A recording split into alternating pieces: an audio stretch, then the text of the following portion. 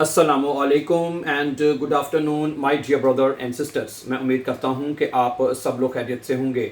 अच्छा दोस्तों, जब हम B1 लेज़न की बात करते हैं तो उसमें सम टाइम हमें समझ ही नहीं आ रही होती कि भाई ये तो हमने तो सारी ग्रामर भी सीख ली है, हर चीज़ हमें समझ आ गई है, लेकिन बात ये है कि हमें ये पैराग्राफ क्यों नहीं समझ आ रहे। ठीक है, ओके। और सेंटेंस मेकिंग भी आपको आ रही होती है, हर चीज़ आ रही होती है, लेकिन उसमें फिर क्योंकि देखें बड़े मुश्किल अल्फाज लिखे होते हैं सम टाइम बड़े, ठीक है, तो वो वोकेबलरी की कमी ना, मतलब अंडरस्टैंडिंग ना होने की वजह से ये मामला होते हैं। ठीक है, इसलिए हम आपके सामने आजकल हम वो वोकेबलरी लेके आ रहे हैं जो स्पेशली सिर्फ B1 के लेज़न में आती है। ठीक है, और ये लेज़न के अलावा शराइबन में भी अल्फाज यूज़ होते हैं, फिर शप्रेखन वगैरह में भी।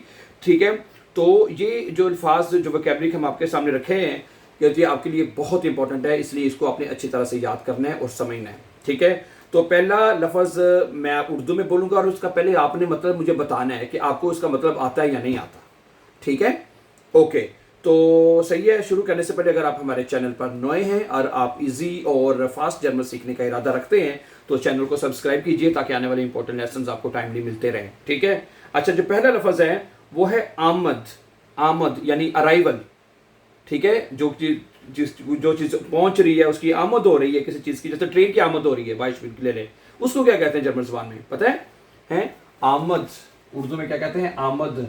ठीक है, इसको जर्मन ज़बान में क्या कहते हैं पता है? बताइए। हैं दी इसका आर्टिकल है, अनकुंफ्ट कहते हैं। क्या कहते हैं? अनकुंफ्ट। ये बी एंड्स का लफ्ज़ है, ये आपको पता होना चाहिए, दी अनकुंफ्ट। ठीक है, मैं बता रहा हूं कि एक एक लफ्ज़ बड़ा इंपॉर्टेंट होता है। एक लफ्ज़ से हमें पूरे जुमले की समझ आ जाती है और बाज़ दफ़ा एक जुमले की ना अंडरस्टैंडिंग होने की वजह से पूरा जुमला ही समझ नहीं आता और हम गलत जवाब लगा रहे होते हैं। ठीक है, इसलिए वोकैबुलरी को अच्छी तरह सीखें। अच्छा, उसके बाद है जो होता है देर अनट्राक। अनट्राक कहते हैं दरख्वास्त को। ठीक है, ओके, देर अनट्राक। ठीक है, देयर अनट्राक या कॉन्ट्रैक्ट जिसे आप कहते हैं, देयर अनट्राक। ओके, देयर अनट्राक जो कॉन्ट्रैक्ट होता है, जो दरख्वास्त होती है, उसको हम देयर अनट्राक बोलते हैं। ठीक है, शनाख्ती कार्ड को क्या कहते हैं? ये तो आपको पता ही होगा। हैं शनाख्ती कार्ड को जर्मन ज़बान में क्या कहते हैं? क्या कहते हैं पता है? बताइए, अगर आपको पता है तो आप सोच लें। हाँ, आप कहते हैं हाँ जी ये कहते हैं, फिर उसको मैं लिखूंगा, आप देखेंगे कि आपने सही बताया लफ्ज़ के नहीं।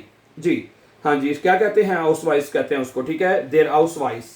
क्या कहते हैं? देयर हाउसवाइस। हाउसवाइस बोलते हैं उसको। ठीक है, देयर हाउसवाइस शनाख्ती कार्ड जो होता है।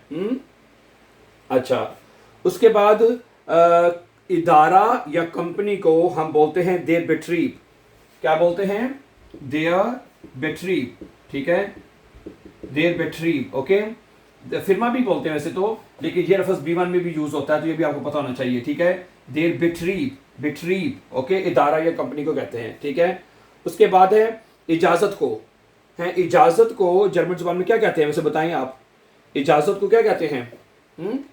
इजाज़त को जर्मन ज़बान में कहते हैं एरलाउबनिस। हैं इसका आर्टिकल दी है, दी एरलाउबनिस। क्या बोलते हैं? एरलाउबनिस। एरलाउबनिस हैं, दी एरलाउबनिस इजाज़त को कहते हैं। ठीक है, कहते हैं तो मैं उस साथ उर्दू में भी लिखता जाऊँ ताकि अच्छी तरह याद हो जाए कम अज़ कम। शनाख्ती कार्ड।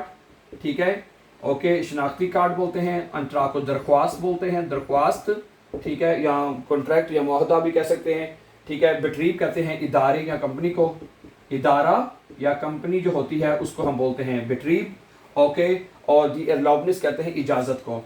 एरलाउबनिस इजाज़त को कहते हैं, इजाज़त, एरलाउबनिस, एरलाउबनिस। ठीक है, अच्छा, उसके बाद क्या है? टाइम टेबल को क्या कहते हैं ज़रा बताएं। हाँ हैं, ये तो मैं पहले आपसे इसलिए पूछना चाहता हूँ कि क्या आपको ये वोकैबुलरी आती है?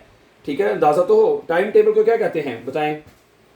हाँ जी, टाइम टेबल कहते हैं देयर फार प्लान। हैं क्या कहते हैं? There far plan. Okay, far plan. There far plan कहते हैं टाइम टेबल को। ठीक है, इसको कहते हैं time table. There far plan कहते हैं टाइम टेबल को। ठीक है, ओके, इसमें ये फार प्लान वो होगा जिसमें ड्राइविंग का जाम कोई सी ट्रांसपोर्ट का जो है ना, क्योंकि फार का मतलब ड्राइव होता है ना, और प्लान मैंने मंसूबा होता है। हैं ड्राइविंग मंसूबा यानी कि, ठीक है, तो इसमें वो फार प्लान हो सकता है जिसमें बसों के या ट्रेन के वगैरह वगैरह का जो है टाइम टेबल, उसकी बात हो रही है। ठीक है, ओके, उसके बाद इमारत को, बिल्डिंग को क्या कहते हैं जर्मन ज़बान में? अगर कोई बड़ी सी बिल्डिंग आपको नज़र आ रही है, ठीक है, आप कहते हैं यार बड़ी अच्छी बिल्डिंग है, बड़ी खूबसूरत बिल्डिंग है, हैं? बिल्डिंग को जर्मन ज़बान में क्या कहते हैं पता है आपको? बताएं क्या कहते हैं उसको? कहते हैं दस गेबॉइड है। क्या बोलते हैं? दस गेबॉइड, ठीक है, गेबॉइड, ठीक है, दस गेबॉइड, ठीक है, ओके। और इसको कहते हैं अमारत, हैं? उर्दू में क्या कहते हैं? अमारत या बिल्डिंग, हैं? दस गेबॉइड क्या कहते हैं? अमारत या बिल्डिंग को कहते हैं। ओके, उसके बाद कानून को क्या कहते हैं जर्मन ज़बान में? हाँ जी, कानून को जर्मन ज़बान में कहते हैं दस गेजेट्स, हैं? क्या बोलते हैं? दस इसका आर्टिकल है, गेजेट्स, हैं? दस गेजेट्स, ओके, दस गेजेट्स कहते हैं कानून को, ठीक है, दस गेजेट्स कानून को, ठीक है। लिख लेता हूँ मैं उर्दू में, आप इसको याद कर लें इन अल्फाज को अच्छी तरह से। कानून को कहते हैं दस गेजेट्स, ठीक है। अच्छा, उसके बाद आदत जो होती है, हैबिट, जैसे हम कहते हैं हैबिट, हाँ जी, क्या कहते हैं उसको? बताइए। गिवोनहाइट, है, दी गिवोनहाइट, क्या बोलते हैं? दी गिवोनहाइट, गिवोन है, गिवोनहाइट, ओके, उमलाउट के बगैर ना, गिवोनहाइट, सॉरी, है, गिवोनहाइट। गिवोनहाइट कहते हैं आदत को, किसको कहते हैं? आदत, है, दी गिवोनहाइट, ठीक है, आदत को कहते हैं। अच्छा, उसके बाद है घरेलू अमूर या घर का निज़ाम जो होता है, या घर के काम कहने हैं, ये भी लफ्ज़ बड़ा B1 में यूज़ होता है। इसको कहते हैं देयर हाउस हाल्ट, या genau क्या कहते हैं? देयर हाउस, ठीक है, पहले हाउस कहना है, हाउस फिर हाल्ट, बस देयर हाउस हाल्ट, ठीक है, ओके।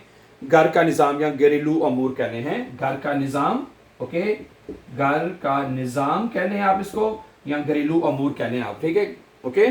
अच्छा, उसके बाद मालूमात हैं, मालूमात या इंफॉर्मेशन को क्या कहते हैं जर्मन ज़ुबान में? पता है? बताएं अगर पता है तो, ठीक है, उसको कहते हैं इंफॉर्मेशन, genau, ठीक है। दी इसका आर्टिकल है, तो ये बनेगा दी इंफॉर्मेशन, ठीक है, इंफॉर्मेशन, ठीक है, दी इंफॉर्मेशन कहते हैं इंफॉर्मेशन को, जर्मन से मिलता जुलता लफ्ज़ है। इंफॉर्मेशन इंग्लिश में कहते हैं और जर्मन ज़बान में कहते हैं दी इंफॉर्मेशन, ठीक है, मालूमात। हाँ जी, अगला लफ्ज़ है सकाफत या कल्चर को, ये भी बड़ा यूज़ होता है जर्मन ज़बान में, है। कल्चर या सकाफत को जर्मन ज़बान में क्या कहते हैं? बताइए, क्या कहते हैं? दी कुल्टूर, है, क्या बोलते हैं? दी इसका आर्टिकल है, दी कुल्टूर, कल्चर या सकाफत को बोलते हैं दी कुल्टूर, ओके। अच्छा, उसके बाद है सोल्यूशन, यानी हल जो होता है किसी चीज़ का, किसी मसले का जो हल होता है, कि जो सोल्यूशन होता है, उसको क्या कहते हैं? हाँ जी, उसको जर्मन ज़बान में कहते हैं, अच्छा इसका सकाफत लिख रहे हैं यहाँ पे, क्या ख्याल है? सकाफत, है, कल्चर को क्या बोलते हैं? सकाफत, ठीक है। अगला लफ्ज़ है हल, ठीक है, उसको कहते हैं दी ल्यूजुंग, दी इसका आर्टिकल है और ल्यूजुंग, ठीक है, याद कर लें, हल कहते हैं इसको, या सोल्यूशन को कहते हैं, ठीक है, दी ल्यूजुंग, ओके। उसके बाद है अक्सरियत को क्या कहते हैं जर्मन ज़ुबान में, पता है? जी, बताएं क्या कहते हैं? दी मेयरहाइट, हैं, क्या बोलते हैं? दी मेयरहाइट, क्या बोलते हैं? दी मेयरहाइट बोलते हैं अक्सरियत को, ठीक है, अक्सरियत, दी मेयरहाइट बोलते हैं, दी मेयरहाइट अक्सरियत को बोलते हैं, ठीक है, ओके। उसके बाद खबर या पैगाम को क्या कहते हैं? खबर या पैगाम को, जी, खबर या पैगाम को जर्मन ज़बान में बोलते हैं दी नाखरिश्त, हैं, दी नाखरिश्त बोलते हैं, दी नाखरिश्त, खबर या पैगाम को, हैं, खबर, ओके, या पैगाम, हैं, खबर या पैगाम को जर्मन ज़बान में बोलते हैं दी नाखरिश्त, ओके।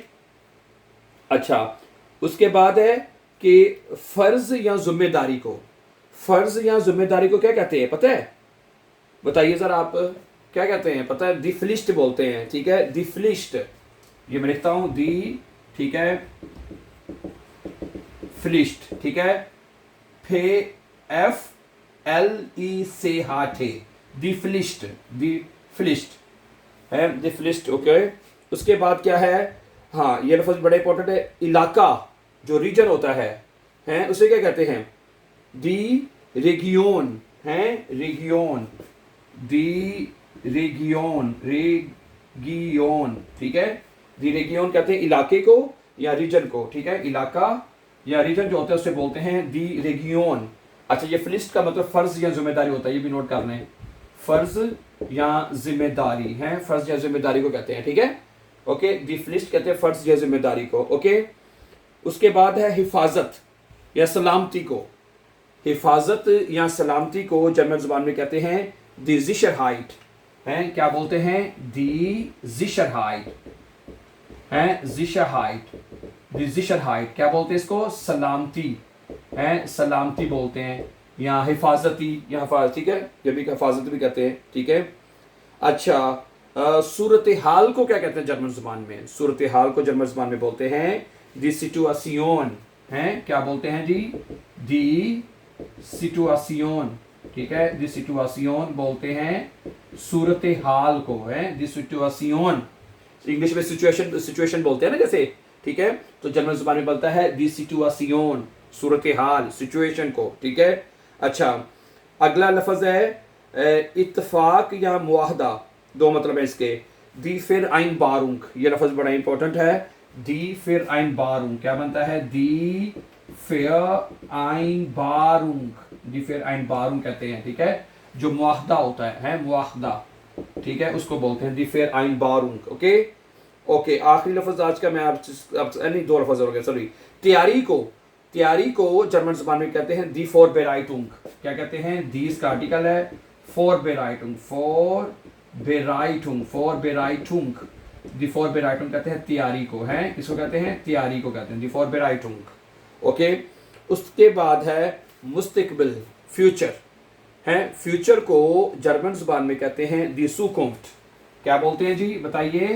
दी सू कहना है, सुकुंफ्ट, ठीक है, दी सुकुंफ्ट बोलते हैं, ठीक है, दी सुकुंफ्ट। ओके, दी सुकुंफ्ट कहते हैं फ्यूचर को या मुस्तकबिल को, ठीक है, मुस्तकबिल लिख लें उर्दू में साथ, हैं, मुस्तकबिल को कहते हैं। ओके, गुड, ठीक है। तो ये लफ्ज़ जितने भी मैंने आपको दिए हैं, कोशिश ये करें इनको कॉपी पे लिख लें, कॉपी पे लिख के इनको याद करें, वरना ये वोकैबुलरी फिर मतलब भूल जाता है। जितने भी आपको रोज़ाना के लफ्ज़ बताए जा रहे हैं तो कोशिश करें आप उनको ना याद कर लें कॉपी पे लिख के, ताकि अच्छी तरह से आपके ज़हन-नशीन हो जाए, राइट।